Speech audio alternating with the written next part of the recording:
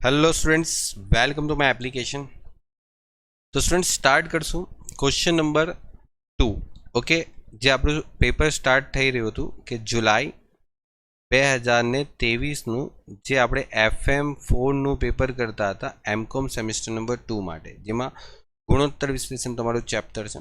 છોકરાઓ, જો દાખલો તો એકદમ ઇઝી જ છે, તમને આવી રીતે પાકું સર્વે બનાવીને જ આપી દેશે અને પાકું સર્વે બનાવીને આપશે। અને હવે તમને મતલબ શું પૂછાશે, તો તમને આ પૂછાશે કે તમારી પાસે જે રેશિયો એટલે તમે જે ગુણોત્તર શોધો છો એ ગુણોત્તરને આદર્શ પરિસ્થિતિ સાથે જો સરખાવવાના છે અને તમારે કોમેન્ટ લખવાની છે। આ તમારું જે સિલેબસ ચેન્જ થયો છે ને એમાં મુખ્ય બાબત છે। એટલે ડેફિનેટલી તમને જે પણ ગુણોત્તર આવશે એની કોમેન્ટ તો 100% લખવાની જ છે, નહીં તો માર્ક્સ નહીં જ આપશે। ઓકે, કોમેન્ટના માર્ક્સ કપાશે તમારા। ઓકે, એટલે જો તમારી પાસે 7 કોમેન્ટ તો 7 કોમેન્ટના 7 માર્ક્સ તો તમારા ગયા જો તમે કોમેન્ટ નહીં લખશો તો। ઓકે, ચાલો, તો હવે જો તમારી પાસે ઉધાર વેચાણ આપેલું છે જે કુલ વેચાણના 2/5 છે, શરૂનો સ્ટોક ગુણોત્તર આપેલો છે, ચોખ્ખા નફાનો જે રકમ છે પણ 2,50,000 આપેલી છે અને કાચો નફો 20% છે।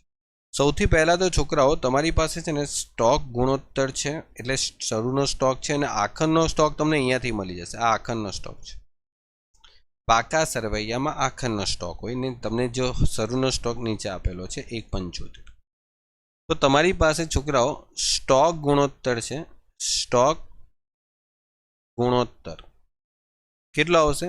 બોલે સર વેચેલ માલની પડતરના છેદમાં સરેરાશ સ્ટોક, અને સરેરાશ સ્ટોક તમને ખબર જ છે કે શરૂનો સ્ટોક અને છેવટનો સ્ટોક આ બંનેનું ટોટલ કરી લો, જે છે તે તમારું ટોટલ કરી લો, એનું સૂત્ર મૂકવાની જરૂર નથી, ડાયરેક્ટ પણ કરી લેશો તો ચાલશે।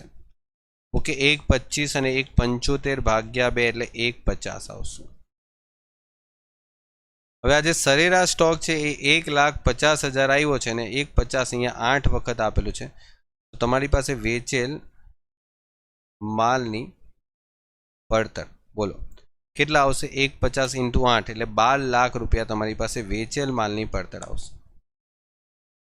વેચેલ માલની પડતર ડન। હવે વેચેલ માલની પડતર તમારી પાસે આવી ગઈ એટલે તમારી પાસે કાચો નફો વેચાણના 20% છે। એટલે છોકરાઓ તમારી પાસે જે વેચાણ આવશે ને એ વેચાણમાંથી તમે શું બાદ કરશો? પડતર, એટલે શું મળે? કાચો નફો। પછી તમે શું બાદ કરો? સંચાલન ખર્ચા। ઓકે, એટલે વ્યાજ કર પહેલા નફો મળશે।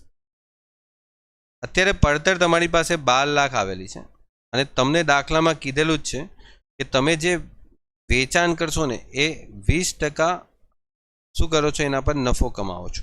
કાચો નફો 20% છે વેચાણ। એટલે છોકરાઓ સમજો, વેચાણ જે છે ને એના 20% તમારો શું છે? કાચો નફો છે। વેચાણ પર 20% નફો જો તમે કમાતા હોય તો એના જગ્યા પર એમ બોલી શકો કે વેચાણ પર 80% શું હશે? તમારી પડતર હશે। આ બંને સેન્ટેન્સ એકબીજા સાથે વિરુદ્ધમાં કનેક્ટેડ છે। ઓકે, કે તમે બોલો કે પડતર 80% તો નફો 20%। તો હવે તમારી પાસે જે પડતર છે એ 12 લાખ છે, તો મારે જો વેચાણ શોધવું છે તો 12 લાખના ભાગ્યા 80%, બરાબર? ભાગ્યા 80% કરીશ, કારણ કે 12 લાખ જે છે એ પોતે પડતર છે, 80% પડતર છે વેચાણના, તો ભાગ્યા 80% કરશો ને એટલે તમને મળી જશે 15 લાખ રૂપિયા। એટલે આ થયા 15 લાખ રૂપિયા તમારા વેચાણના। ઓકે, વેચાણના તમે 20% કરીને ચેક કરી લો, જો 20% કરશો તો આ 3 લાખ થયા, અને આ 3 લાખ તમે જોશો તો માઇનસ કરો તો પડતર પણ મળી ગઈ 12 લાખ। થઈ ગઈ એકદમ મસ્ત ટેકનિક। ચલો, ત્યાર પછી તમારી પાસે દાખલામાં શું છે પૂછવાનું? તો દાખલામાં કંઈ છે તો એક તો તમને ચોખ્ખો નફો આપેલો છે, વ્યાજ અને કરવેરા પહેલાંના કરવેરાનો 50% દર છે, 2,50,000 તમને વ્યાજ કર પહેલાંનો નફો આપેલો છે, એટલે વ્યાજ કર પહેલાંનો નફો 250, એટલે તમારી પાસે સંચાલન ખર્ચ અગેન તમને મળી જશે 50,000 રૂપિયા।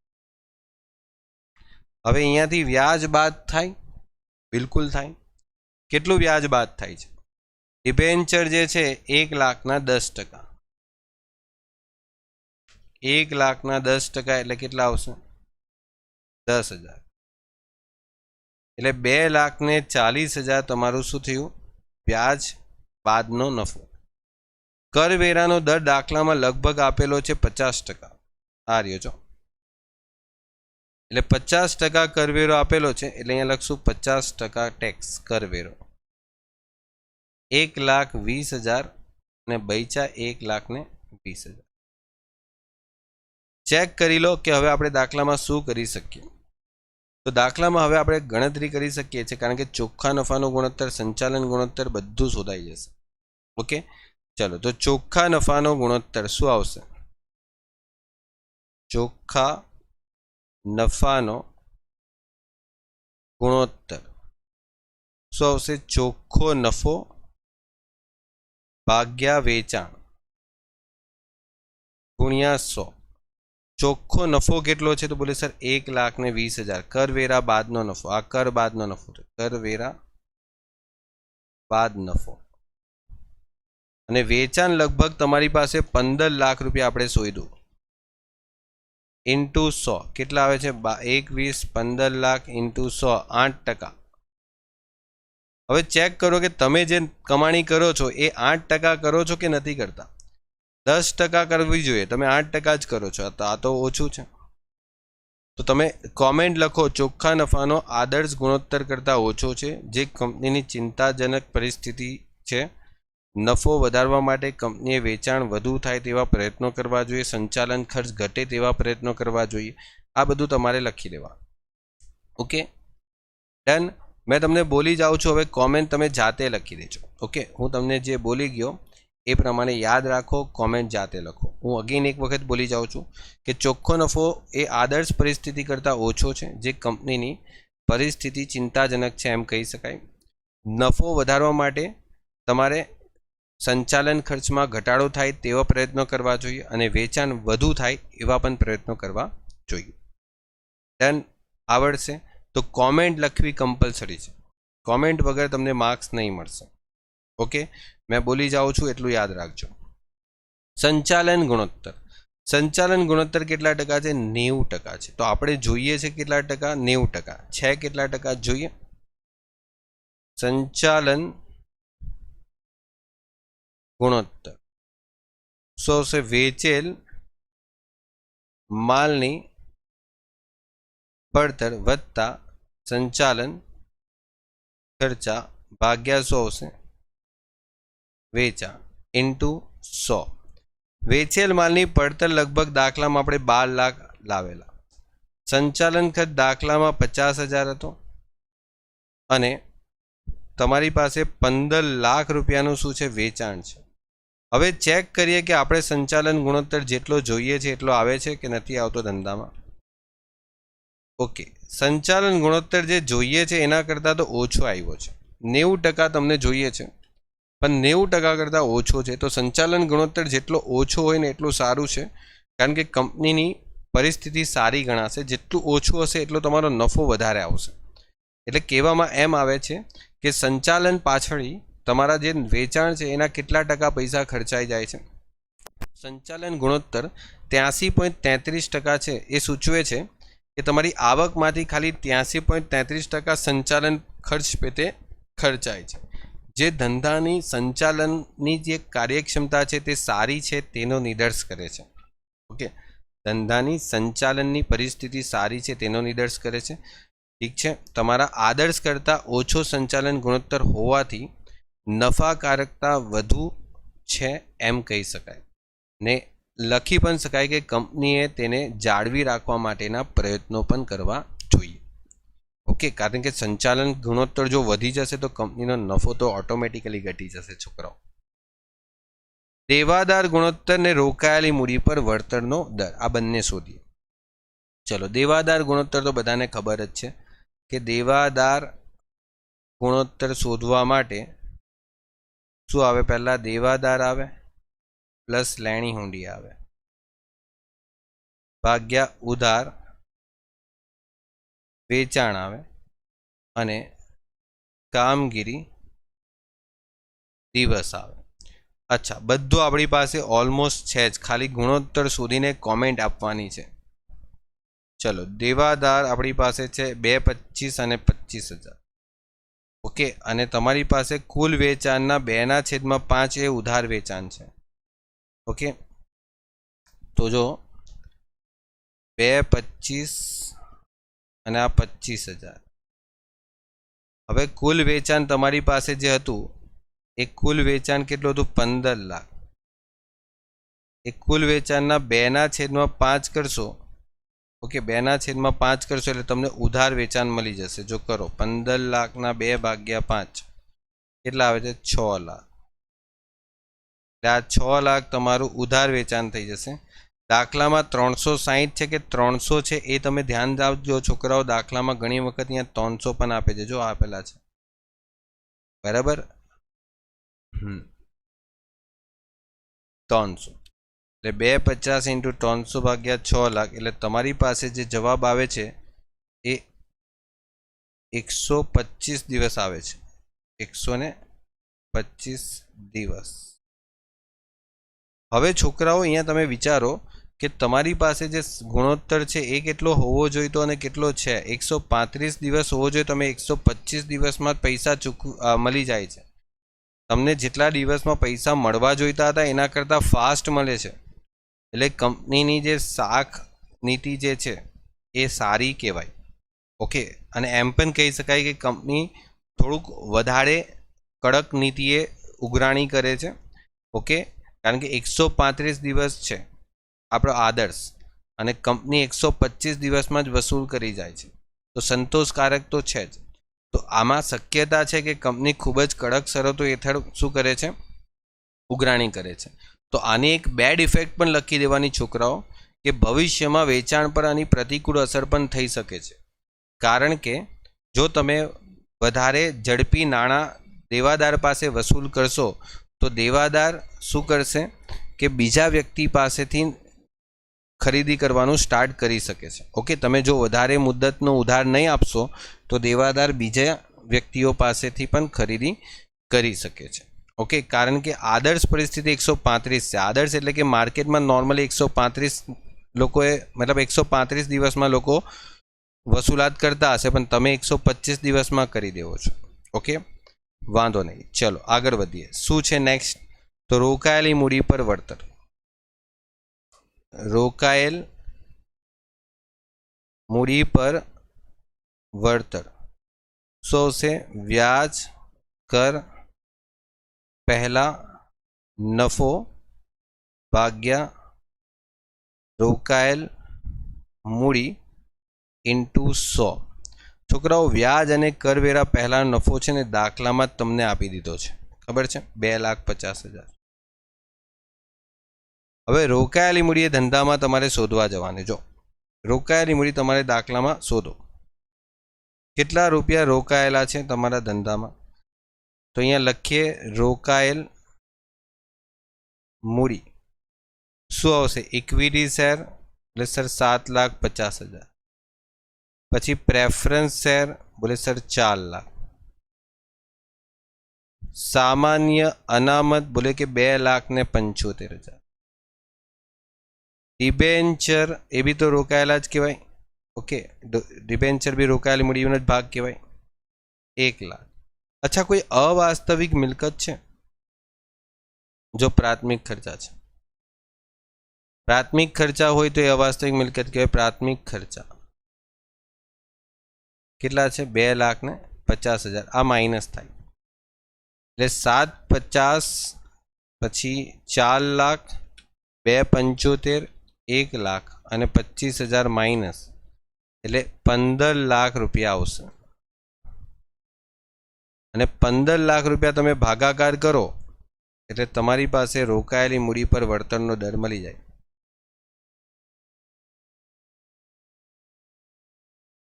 ચલો, તો કેટલા આવશે? 250 ભાગ્યા 15 લાખ ગુણ્યા 100 કેટલા થાય છે?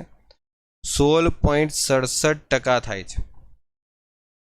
હવે તમે અહીંયા શું લખી શકો? તમારા આદર્શ કરતાં વધારે સારો છે કે નથી સારો? તો પહેલાં તો આદર્શ પરિસ્થિતિ જો કે આદર્શ પરિસ્થિતિ શું છે. અચ્છા, આદર્શ પરિસ્થિતિ તો 15 જ છે. તમે 15 કરતાં વધારે કમાવો છો, 16.67%. તો આ જે રોકાયેલી મૂડી પર વળતરનો દર છે ને એ શું બતાવે છોકરાઓ? સમગ્ર ધંધાનો નફાકારકતા દર્શાવતો દર છે. શું કહેવાય? સમગ્ર ધંધાનો. આખા ધંધામાં તમે પૈસા રોક્યા ને એમાં કેટલા કમાવો છો તે. તો આપણે અહીંયા રોકાયેલી મૂડી પર વળતરનો દર એ આદર્શ પરિસ્થિતિ કરતાં વધારે સારી કમાણી દર્શાવે છે. તેથી ધંધાની જે મૂડી છે તેનો કાર્યક્ષમ રીતે ઉપયોગ કર્યો છે એમ કહી શકાય, જે આદર્શ પરિસ્થિતિનું શું કરે છે? સૂચન કરે છે. તમારા ધંધામાં જે પૈસા તમે રોક્યા છે એમાં 15%ના જગ્યા તમે 16.67% કમાવો છો. તો ધંધામાં મૂડી રોકાણ પર કાર્યક્ષમ વળતર મળે છે અને આગળ જતાં ધંધો પ્રગતિ કરી શકે છે જો તમે આ દર આવી રીતે જાળવી રાખો તો. ઓકે, કારણ કે તમારા ધંધામાં તમે જેટલું કમાવા જોઈએ ને એના કરતાં વધારે કમાવો છો મૂડી પર. ડન. ચલો આગળ વધીએ. નેક્સ્ટ તમને શું પૂછવામાં આવેલું છે? તો નેક્સ્ટ પૂછવામાં આવેલું શેર હોલ્ડરના ભંડોળ પર વળતરનો દર, ચાલુ ગુણોત્તર અને શેર દીઠ કમાણી. આટલું પૂછ્યું છે. ચલો, તો શેર હોલ્ડરના ભંડોળ પર વળતરનો દર, શેર હોલ્ડરના ભંડોળ પર વળતરનો દર શું આવશે? બોલો. ચોખ્ખો નફો માઇનસ પ્રેફરન્સ શેર ભાગ્યા શેર હોલ્ડરના ભંડોળ ઇન્ટુ શું આવશે? 100. સર ચોખ્ખો નફો છે ને આપણી પાસે 1,20,000 આવેલો. હવે પ્રેફરન્સ શેર, એક સેકન્ડ, મારાથી અહીંયા મિસ્ટેક થઈ છે. પ્રેફરન્સ શેર નહીં આવશે, પ્રેફરન્સ ડિવિડન્ડ આવશે. My mistake. Preference dividend. છોકરાઓ પ્રેફરન્સ ડિવિડન્ડ કેટલું તમે જોશો દાખલામાં? પ્રેફરન્સ ડિવિડન્ડ કેટલું આવશે? તો પ્રેફરન્સ શેર 4 લાખ છે, 4 લાખના 12%, મતલબ 4 લાખના 12% કરીએ તો કેટલા આવશે? 48,000. તો આ થઈ ગયા તમારા 48,000, તમારે માઇનસ કરવાના.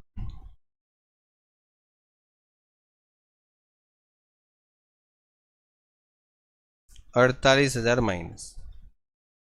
શેર હોલ્ડરના ભંડોળ પર વળતરનો દર, તો શેર હોલ્ડરના ભંડોળ તો શોધવા પડે ને. કયા શેર હોલ્ડર છે? એક સેકન્ડ છોકરાઓ, શેર હોલ્ડર લખેલા છે કે ઇક્વિટી શેર હોલ્ડર લખેલા છે એ પહેલાં જોવું પડશે મારે. એક સેકન્ડ, તમને લખેલું શું છે દાખલામાં? શેર હોલ્ડર લખ્યું છે કે ઇક્વિટી શેર હોલ્ડર છે? એક સેકન્ડ. અચ્છા સોરી, ખાલી ઇક્વિટી શેર છે, સોરી. તો સૂત્ર શું આવશે? શેર હોલ્ડરના ભંડોળ પર વળતરનો દર, તો બોલે ચોખ્ખો નફો, ઓકે, ભાગ્યા શું આવશે? ચોખ્ખો નફો કયો લેવાશે? વ્યાજ કર પહેલાનો યા વ્યાજ કર બાદનો? તો વ્યાજ કર બાદનો લેવાશે. નીચે શું આવશે? શેર હોલ્ડરના ભંડોળ ઇન્ટુ 100. હવે છોકરાઓ વ્યાજ અને કર બાદનો ચોખ્ખો નફો 1,20,000 છે. હવે શેર હોલ્ડરના ભંડોળ કેટલા? તો શેર હોલ્ડરમાં છોકરાઓ લખ્યું નથી કે કયા શેર હોલ્ડર, એટલે આપણે ખાલી શેર હોલ્ડરના ભંડોળ શોધવાના છે, જેમાં ઇક્વિટી શેર તો આવશે જ આવશે, પ્રેફરન્સ શેર પણ આવશે જ, સામાન્ય અનામત પણ આવશે, આ ડિબેન્ચર નહીં આવશે, અને આ 25,000 તમારે માઇનસ કરવા પડશે, કારણ કે મેં તમને સમજાવેલું છે કે તમારે પ્રેફરન્સ જે પ્રેફરન્સ શેર, ઇક્વિટી શેર, સામાન્ય અનામત, પ્રાથમિક ખર્ચા ક્યારે બાદ કરવાના? તો જ્યારે તમે કોઈ પણ ભંડોળ શબ્દ યુઝ કરો એટલે તમે અનામત લેવો, અનામત લેશો ને એટલે ત્યાં તમારે પ્રાથમિક ખર્ચા તમારે બાદ કરવાના જ કરવાના. 14 લાખ રૂપિયા તમારા શેર હોલ્ડરના ભંડોળના છે, એટલે 14 લાખના સાથે ભાગાકાર કરો ઇન્ટુ 100. 1,20,000 ભાગ્યા 14 લાખ ગુણ્યા 100 કેટલા આવે છે? 8.57%. છોકરાઓ તમારી પાસે આદર્શમાં છે ને 9% છે, આદર્શમાં 9% છે. તો લગભગ આપણે જેટલું કમાવું જોઈએ એટલું જ કમાઈએ છીએ. તો રોકાણકારો કંપનીમાં રોકાણ કરવાનો જે નિર્ણય છે એ આ ગુણોત્તર પરથી કરી શકે છે. કંપનીની પરિસ્થિતિ આદર્શ કરતાં થોડુંક ઓછું વળતર આપે છે. આદર્શ છે ને એ તમારું કેટલા ટકા બતાવે છે? 9% બતાવે છે. જો આદર્શ ગુણોત્તર કેટલા ટકા બતાવે છે? 9%. ઓકે, એટલે કંપની લગભગ આદર્શની નજીક જ છે. ઓકે, તો કંપની દ્વારા જો નફાકારકતામાં વધારો કરવાની જો કોશિશ કરવામાં આવે તો આદર્શ પરિસ્થિતિ હેઠળનો વળતર પ્રાપ્ત કરી શકે છે. ઓકે, ચલો આગળ વધીએ. ચાલુ ગુણોત્તર જે તમને 2:1 આપેલું છે. ચાલુ ગુણોત્તર કેટલું આપેલું છે? 2:1. હવે ચાલુ ગુણોત્તર માટે ચાલુ મિલકત શોધવી પડે. ચાલુ મિલકત કઈ ચાલુ મિલકત આવે? કામ ચલાવ રોકાણ, સ્ટોક, દેવાદાર, લેણી ઉડી અને બેંક. ટોટલ કરો. 150, 125, 225, 25 અને 60. 5,85,000. અને ઉપરની સાઈડ તમારી પાસે જે મિલકત છે એમાં ચાલુ દેવા એમાં 1, 2 અને 3 કેટલા થાય છે? 75, 25 ને 25, 1,25,000. ઓકે, ચલો તો આપણી પાસે જે ચાલુ મિલકત છે 585 અને 125 શું આવશે? ચાલુ ગુણોત્તર શું આવશે? ચાલુ મિલકતના છેદમાં ચાલુ દેવા 5,85,000, 1,25,000. ચલો 585, 125 કેટલા આવે છે? 4.68. છોકરાઓ જે આપણે 2:1 વાત કરેલી ને આદર્શમાં, તમને ખબર જ છે આદર્શમાં આપણે 2:1 વાત થયેલી છે. 2:1 કરતાં તો બહુ વધારે સારો છે. તો કંપની આદર્શ પરિસ્થિતિ કરતાં પણ ચાલુ ગુણોત્તર બહુ સારો છે, જે કંપનીના ચાલુ દેવા ચૂકવવા માટે કોઈ તકલીફ પડે તેમ નથી. ચાલુ ગુણોત્તર એટલો ઊંચો છે કે સામાન્ય ધંધામાં હોવો જોઈએ તેના કરતાં પણ ખૂબ જ વધારે છે. તો બેંક શિલ્લકનું બહારના રોકાણ અને કાયમી મિલકતોમાં રોકાણ થઈ શકે છે. ઓકે, એટલે એમ પણ લખી શકાય કે તમે તમારા જે રોકડ શિલ્લક છે એ કોઈ બહારની મિલકત, એટલે કે સમજો તમે કોઈ સ્થિર મિલકતમાં રોકવા માંગતા હોય પૈસા તો રોકી શકો છો. તો આદર્શ મતલબ કરતાં વધારે હોય ને ચાલુ ગુણોત્તર, તો તમારે જે પૈસાનું રોકાણ છે તમે સ્થિર મિલકતોમાં કરી શકો છો, કોઈ લાંબા ગાળાના રોકાણોમાં કરી શકો છો, આવું કરી શકો. અથવા અહીંયા છોકરાઓ એક બીજી પણ નેગેટિવ ઇમ્પેક્ટ હોઈ શકે છે. કદાચ એવું પણ બની શકે કે કંપનીએ કોઈ ટૂંકા ગાળાની અથવા તો કોઈ બેંક લોન તો નથી લીધી ને. ઓકે, અથવા તો કંપની દ્વારા કોઈ લાંબા ગાળાની મિલકતનું વેચાણ તો નથી કર્યું ને, કારણ કે મિલકતોનું વેચાણ કર્યું હોય તો મિલકતનું વેચાણ કરવાથી જે પૈસા આવ્યા હોય તે ચાલુ મિલકતમાં રોકડ સ્વરૂપે પડેલા હોય છે અને તેને પરિણામે પણ ચાલુ ગુણોત્તર વધારે આવવાની શક્યતા રહે છે. તો આ પણ એક વખત ચેક કરીને એની પણ કોમેન્ટ તમારે લખી દેવાની.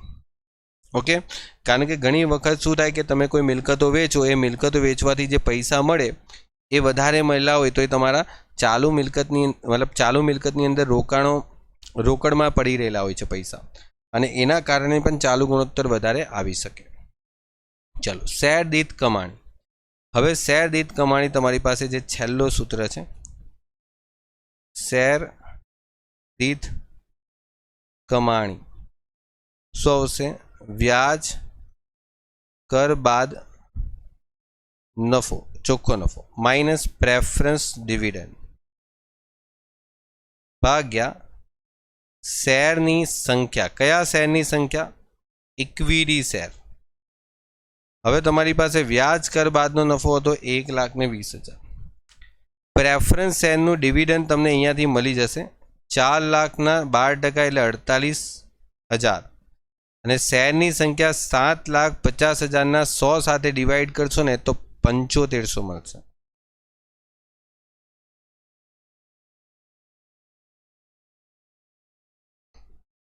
એટલે પહેલા 48,000નું પ્રેફરન્સ ડિવિડન્ડ બાદ કરો અને 7500 શેર, તો તમારી પાસે 1,20,000 માઇનસ 48,000 ભાગ્યા 7500, 9.6 રૂપિયા તમારી પાસે અર્નિંગ પર શેર કહેવાય. અને EPS, એક શેર પર કંપની કેટલા રૂપિયા કમાય છે? તો એ આટલા રૂપિયા કમાય છે. હવે આ પણ તમે જોશો ને તો તમારી આદર્શ પરિસ્થિતિ જે છે એ આદર્શ પરિસ્થિતિમાં 10 બતાવે છે, એટલે 10 રૂપિયા તમારે કમાવાના એક શેર પર. તો આદર્શ કરતાં કમાણીનો દર ઓછો છે, જે સંતોષકારક પરિસ્થિતિ દર્શાવતું નથી. Okay, clear? કંપનીએ શેર દીઠ કમાણીમાં વધારો થાય તેવી કોશિશ કરવી જોઈએ, કારણ કે જો શેર હોલ્ડરને 10 રૂપિયા કમાવા હોય અને તમે 9.6 રૂપિયા કમાઈને આપશો તો એ આદર્શ તો પરિસ્થિતિ કરતાં તો ઓછું જ છે. ઓકે, તો આના પરિણામે કદાચ કંપનીની બજાર કિંમતને પણ અસર કરે. ઓકે, ચલો કમ્પ્લીટ કરો છોકરાઓ, મળીએ નેક્સ્ટ લેક્ચરમાં નવા ક્વેશ્ચન સાથે. ત્યાં સુધી good bye and take care.